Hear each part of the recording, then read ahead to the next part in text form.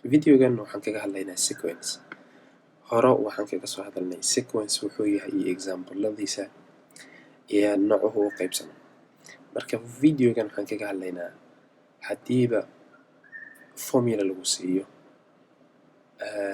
oo la rabo inaad sequence aad hagaajisid, marka formulada sidaad u isticmaali lahayd iyo any number any term saad u qori kari lahayd in a certain sequence adoo haysata, adoo garanaysa ama adoo lagu siiyey formuladii. marka sequence ayaan kusoo jirnay. sequence marka haddii lagu siiyo formula, for example u of n oo ay la mid tahay, for example waxaa lagu siiyey 3n plus 5. formuladaasaa lagu siiyey, markaas waxaa lagu dhahay waxaad hagaajisaa the first 5 terms, 5 terms ugu horeysa sequencega qoraa lagu dhahay. somaydan garan? marka seed kusoo saari kartaa 5 terms oo ugu horeeya uu sequencegan leeyahay. informationka kale lagu siiyeyna waxaa weeyaan n tan inay ka bilaabanayso 1, n inay la mid tahay 1 2 3, macnaha n waxay ka bilaabanaysaa 1 dot marka way soconaysaa. marka termkeeni koobaad waxaan ku helaynaa seen ku helaynaa termkii koobaad waxaan ku helaynaa first termka waxaan ku helaynaa first termkeena wuxuu weeyaan u of 1 because u of n waa general, marka u of 1 waa first termka. marka u of 1 waxaan ku helaynaa 3da ayaan soo qaadanaynaa, booskii n waxaan gelinaynaa 1 plus 5 ayaan leenahay. marka u of 1 wuxuuna siinayaa first termka, marka first termkana waxaa weeyaan waa 8. haya second termka waxaa weeyaan waa u, hoosta waxaa weeyaan 2 u2.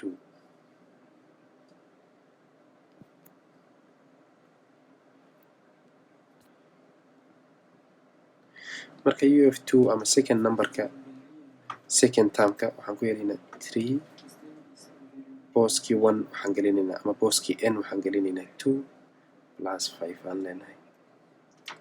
marka kana wuxuuna siinayaa 12. marka termkii koobaad waa 8, termkii labaadna waa 12. marka inta kale waan heli karnaa. marka waxay noqonaysaa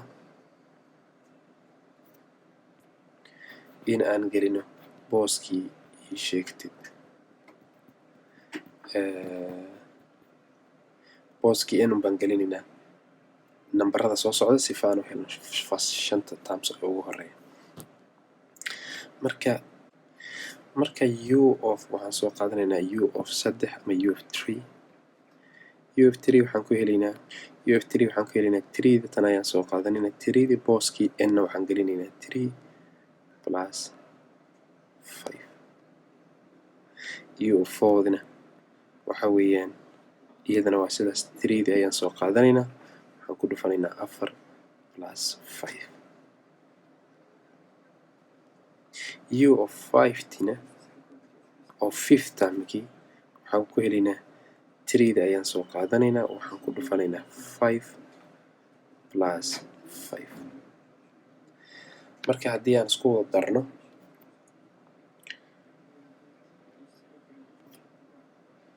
waxaa weeyaan waan heli karnaa ii sheegtay 5 term ee ugu horeeyay ee sequencegan anagoo isticmaalayna formuladaas nala siiyey. marka termka saddexaad weeyaan waxaa weeyaan waa 3 times 3 plus 5 waxayna siinaysaa 14. fourth termkii waa 3 times 4 plus 5 waxaa weeyaan 17. 5 termkii ama termkii shanaad waxaa weeyaan 3 times 5 plus 5 waa 20. marka hadda waxaan soo saarnay sequence ah. marka hadda haddaan idiin qoro sequencega habka isugu xigaan waxay soo baxaysaa sida tan ay soo baxay. waxaa weeyaan midkii koobaad wuxuu noqonayaa 8, midka kale wuxuu noqonaya midka labaad waa 11, 14 17 iyo 20 marka sequencega kan ayaan hagaajinay annagoo isticmaalayna formuladiina la siiyey oo ahayd u of n in ay la mid tahay 3n plus 5 n ay ka bilaabanayso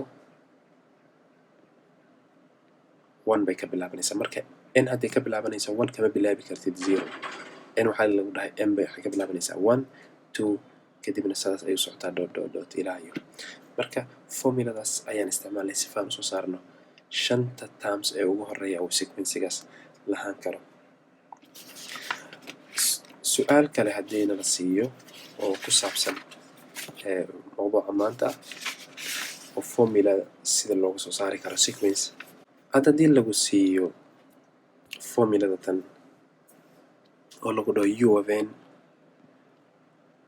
u of n waxaa lagu heli karaa formulada tan 1 all over n squared u of n waxaa lagu heli karaa u of n tan waxay u fadhidaa termka koobaad wuxuu noqonayaa u of 1 u of 2 waa termka labaad waa sidaas n-na waxay ka bilaabanaysaa lagu dhahay n-na waxay ka bilaabanaysaa 1 2 3 marka n waxay ku socotaa waxay ka bilaabanaysaa 1 2 3 kadib saasay u socotaa dot marka annaga waxaana la weydiiyey waa maxay the 10th term muxuu noqonayaa the 10th term muxuu noqonayaa annagoo isticmaalayna formuladaas marka seen kusoo helaynaa waxaan ku helaynaa sidan u of 10 aan leenahay u of 10 waxaa lagu helayaa oo 10th termkii waxaa lagu helayaa 1kaas soo qaadanaynaa booskii n ayaa waxaan gelinaynaa 10 ileen first termka waxaad gelinaysaa 1 baad gelinaysaa booskii n second termka 2 ayaad gelinaysaa marka sifaad heshid 10th termka oo numberka tobnaad oo sequencegan waa inaad booskii 10 aad gelisaa booskii n waa inaad gelisaa 10 kadibna aad square garaysaa marka waxaa kusoo baxay 1 out of 10 square-na waxaa weeyaan waa 1 out of 100 marka sama arkin marka sequencega kan waxaa weeyaan wuu soo socday numberkii koobaad intaad ku qortay kan labaad ka saddexaad ka afraad ka shanaad ka lixaad ka toddobaad ka sideedaad ka sagaalaad ka tobnaad baa wuxuu noqonayaa 1 out of 100 marka adoonan kuwan dhan soo qorin baad soo saari kartaa ii sheegta numberka tobnaad wuxuu yahay laakiin waxaa la rabaa inaad isticmaashid formulada waa inaad isticmaashid sifaad usoo saartid termka aad rabtid oo sequencegaas ku jira soo ma garan waana inaad u fiirsataa sequencegu meeshuu ka bilaabanaya hadda for example sequencegeena wuxuu ka bilaabanayaa 1 buu ka bilaabanayaa marmarka qaarkood 2 buu ka bilaabanayaa marka 2 markuu ka bilaabanayo waa inaad 2 aad gelisaa booskii n kama bilaabi kartid 1 ama 0 haddii ay ka bilaabanayso 2